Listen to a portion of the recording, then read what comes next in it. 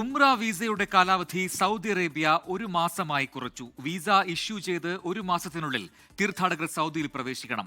സൗദിയിൽ എത്തിയ ശേഷം 3 മാസം വരെ താമസിക്കാനുള്ള അനുമതിയുണ്ട്.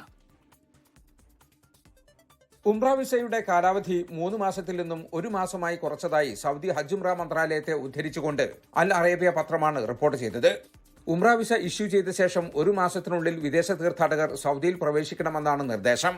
ഇല്ലെങ്കിൽ വിസ ഇഷ്യൂ ചെയ്ത് 30 ദിവസം കഴിഞ്ഞാൽ വിസ ഓട്ടോമാറ്റിക്കായി റദ്ദാകും. ഇതുവരെ 3 മാസത്തെ കാലാവധി വിസക്കുണ്ടായിരുന്നു. എന്നാൽ സൗദിയിലെത്തിയ ശേഷം തീർത്ഥാടകർക്ക് 3 മാസം വരെ കഴിയാം എന്ന നിയമത്തിൽ മാറ്റമില്ല. പുതിയ നയം അടുത്തയാഴ്ച പ്രാബല്യത്തിൽ വരുമെന്നാണ് റിപ്പോർട്ട്. ഉംറ തീർത്ഥാടകരുടെ എണ്ണത്തിൽ ഗണ്യമായ വർധനവ് വരുത്തുന്നതിനുള്ള മന്ത്രാലയത്തിന്റെ തയ്യാറെടുപ്പുകളുടെ ഭാഗമായാണ് ഈ നടപടിയെന്ന് ഉംറ സന്ദർശനത്തിനായുള്ള ദേശീയ കമ്മിറ്റിയുടെ ഉപദേഷ്ടാവ് അഹമ്മദ് ബാജാഫർ പറഞ്ഞു. മക്കയിലെയും മദീനയിലെയും താപനില കുറയുന്നതിനനുസരിച്ചാണ് എണ്ണം വർദ്ധിപ്പിക്കുന്നത്.